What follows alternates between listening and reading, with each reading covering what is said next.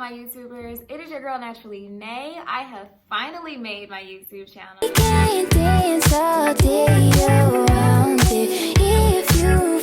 have so much to tell you guys, and I just feel like I've been asked so many questions about school, about beauty, about my goals, everything you can think of underneath the sun. Everybody has asked me about. So I'm super excited to go ahead and make this channel for you guys. I know in the past I have been saying that I wanted to make a channel, but I didn't really have the time. And now that we are quarantining it out, I have made some time for you guys, and I am excited for the content I have coming your way. So let's just jump right into it. I'm gonna do a little intro for those of you who do not know me. I am Neelege. It is pronounced Neelege. It's spelled Neelege. It is not negligee. It is not Neelege. I'm not quite sure where people are getting these pronunciations, but it's not it, okay? It's Neelege, like the country Malaysia with an N. Or if not, you guys can just call me Nay. A little bit about me. I am 24 years old. I know I look about 16, which I'll take. It's fine.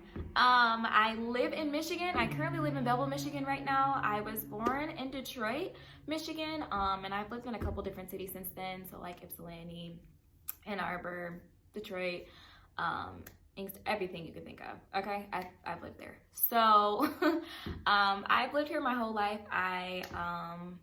Let's see, I am a dental hygiene student at the University of Michigan School of Dentistry. I am in my senior year of the hygiene program, ready to graduate. A couple of my hobbies. What do I do? What do I do for fun?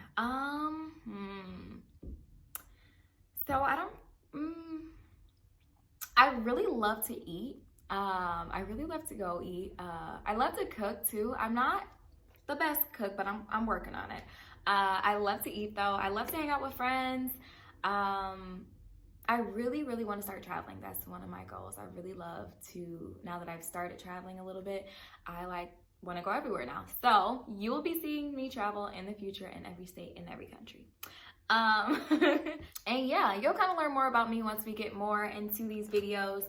But to jump right into what this video is going to be about, this video is actually going to be about my acceptance into dental hygiene school. Yes. The reason why I wanted to talk about this is because I feel like my experience isn't your typical, oh, take all the prereqs, pass them with A's, get right into the program. No, that was not the case for me. I kind of went through quite a bit to get to where I am right now. And I really wanted to share it with people because I feel like it might be an inspirational story to people, especially for those looking to apply to a program in general, in any program, and things like that. So when I first got out of high school, I was actually looking to, I know I wanted to do dentistry, but I just didn't know the route, didn't have a whole lot of guidance, like I said. And so I literally was just taking classes that seemed right.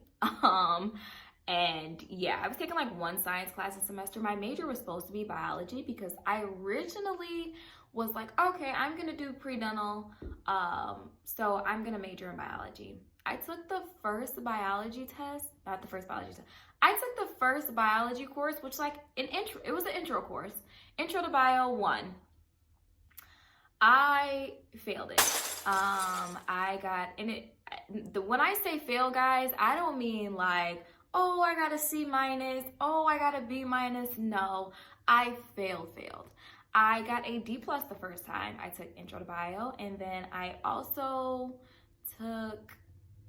retook it again and still got a C plus. So I was like, yeah, you know what, maybe I need to try something else. So I was like, okay, maybe I'll switch to chemistry, and I'm gonna major in chemistry. I actually like chemistry over biology though, maybe because it has a little bit more math. I'm kind of like a math person-ish.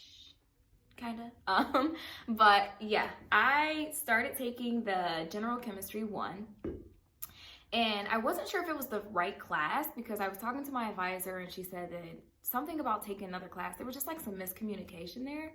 But I actually ended up like taking the course, but midway through the course, I'm like, I'm gonna drop it because I'm not sure if this is the right course, and I wanted to drop it before I didn't get a refund. So this was like kind of almost midway through the semester for that course, and I called them and I verbally told them like, yeah, I want to drop this course because you can't drop it yourself. They're like, oh, okay, we got this. And I'm like, okay. So me not paying attention or anything, it never went off my transcript. And of course, I stopped going to the class at that point because I'm like, I'm not in the class, thinking I'm not in the class anymore at least. And I stopped going. So I actually received an F in chemistry, and both of those, the biology grades and the chemistry grades, are on my transcript forever. So I was just kind of like discouraged at that point. Like, I had already been in school for a couple years, and I had like taken these science classes and failing them. And I'm like, well, how the heck am I going to get into hygiene school failing science classes? I just was, I was lost. But really, after that, I ended up, I took those courses at Eastern Michigan University. It was at a university, so the courses were pretty tough science classes, which could have been why they were a little bit more difficult to me. But yeah, at the time, like I said, I had no guidance or anything, so I just didn't know what to do at that point. And yeah, I was like really just discouraged. But yeah, so I'm like, well, what else can I do? And then I found out about dental hygiene through a friend. She said that her coworker was doing a dental hygiene program, and I'm like, oh, okay. I never knew anything about dental hygiene. Like, the advisor never told me anything about dental hygiene, nothing. She said, you either got a major in biology or chemistry, and I'm like, oh, okay, so I went with it. But I found out about dental hygiene. I started researching a lot, different schools that were offering it. So the only schools in Michigan that offered it, with a bachelor's degree. Don't get me wrong, there's a bunch of other schools, but with for a bachelor's degree program was the University of Michigan and U of D. So I went to, I toured both of them. I went to U of D first, and they were telling me all the requirements and stuff like that, but it was just a little too expensive for me. And then I also had to take even more classes to apply, which means I'd have to wait even longer to apply, and I had already been in school for years, okay? So I ended up going to Michigan to do a tour as well. And so I talked to one of the admissions advisors there, and she was telling me the requirements and stuff, and she went over my transcript with me, and we kind of went over the failing grades and the possibility and stuff of what might happen with the failing grades and me not getting in and things like that. But I was determined, y'all. I said, okay, well, what do I need to do, like, from this point on? Like, not looking back, but what can I do moving forward? She was like, okay, well, just do really good in your upcoming classes. And for Michigan, you didn't have to take all the prereqs in order to get in the program, but you had to be able to finish them before you graduate once you get into the program. So basically, the advisor told me to just do really, really extremely well on the classes that I'm currently taking, and that might possibly help my application. In my mind, I'm just like, they're not letting me in. I just know they're not letting me in. This is the top dental school in the world. I'm pretty sure there are thousands of people applying to this program. I've got C's and D's and F's and everything you can think of underneath the sun on my transcript. I know they're not letting me in. So I was really just kind of discouraged. I had no confidence, nothing. But I went for it anyway. I ended up applying. I forgot what year it was. Obviously maybe it was 4 years ago. I applied to the program. I think it was maybe 4 years ago. I could be wrong on that. I'll have to check that. But and the first time I applied, I actually ended up getting waitlisted.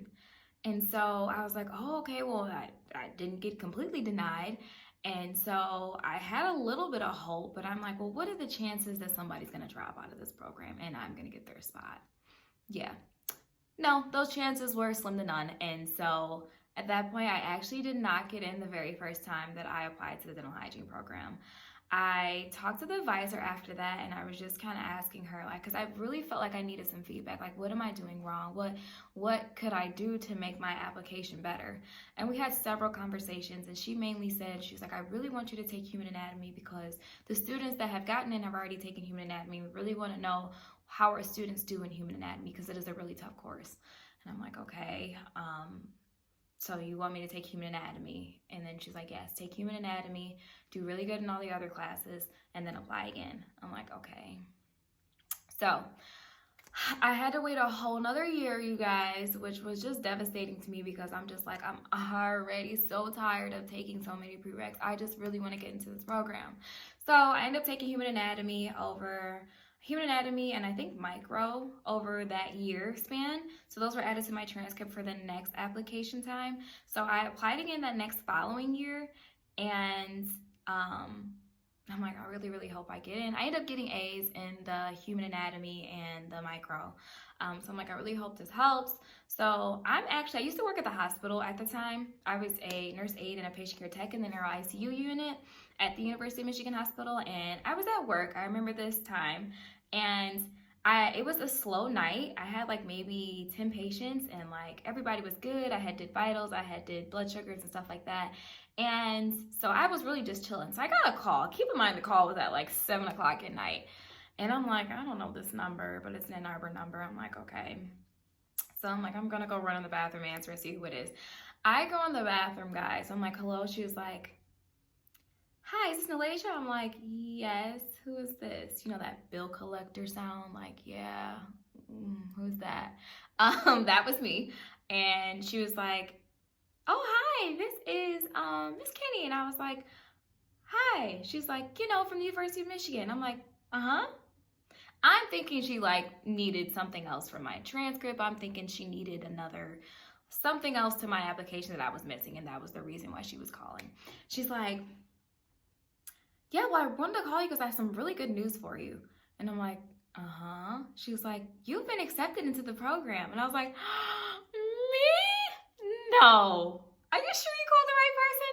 Y'all, I was literally tearing up in the bathroom. I was just like, after all of this that I've been through and looking at my past, like it was amazing to even think that I was capable of getting it. I really just did not consider myself a competitive applicant at all. And so moral of the story of this, guys, is no matter what you're going through, no matter what you received in the past, whether it was bad grades or whether you don't know how to study well or whether you took a couple years off and came back or something like that, anything that you feel like is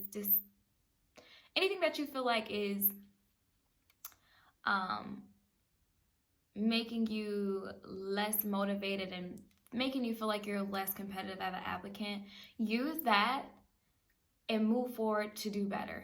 It's like sometimes you just gotta realize that you can't change the past and that you just gotta be able to focus on whatever you need to do to make things better. So I was blown away. I feel like what helped me get in the second time as well, not only the passing grades that I had and all the science courses that I took after speaking with the advisor, was actually contacting her and basically telling her I realized I was waitlisted and didn't get in. I really want to know, as far as feedback, like what I could do to better myself, what is wrong. Like, I know the situation that I'm in with these failing grades, and you know, what could I do to make myself a better applicant? And so we were emailing, like I said, and going back and forth, and we kind of built a rapport to where she kind of realized that I was really interested and I really, really wanted to be in this program.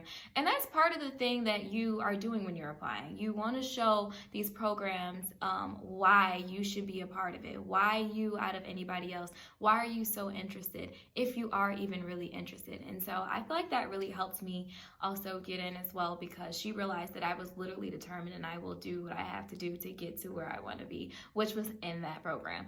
So and keep in mind, guys, this again was the only program I applied to. I know I got to stop doing that, but I just lucked up twice when I got into Eastern and then when I got into U of M's program. So yeah, again, this story is really just to inspire anyone that just feels like they are not a competitive applicant, or they feel like they have something in their history that might be detrimental to their results as far as getting into a program or not. I say figure out what your weaknesses are and turn them into strengths. Don't look at trying to fix the past. Move forward and do better, because you really can't change what the past has brought. So I just feel like do what you can to make yourself a better applicant, a better student, a better professional, a better person in general, all of that. And I feel like it'll make your application a lot better. So don't feel discouraged if you have something going on that you think, because you don't have a 3.9 or anything like that. Believe it or not, also at Eastern, when I had the failing grades, I still left there with a 3.5 and I applied to Michigan with a 3.5 GPA. Don't know how that happened, but somehow it did. But yeah, it's really just focusing on, you have to figure out what your weaknesses are. And I really just want to inspire anyone who feels like they are just not doing it right and Yeah. And so that wraps up my story. I really hope I inspired someone out there to keep pushing, keep going, keep fighting for whatever you want. You will get it, period. You have to keep working on it though. You have to figure out what you got to do to get there. So that is my story. I really hope you guys enjoyed it. Please go subscribe to my channel because I will have more videos rolling in for you guys, and I really want you guys to be the first ones to see. So subscribe to my channel at Naturally Nate, and I will see you guys later. Bye.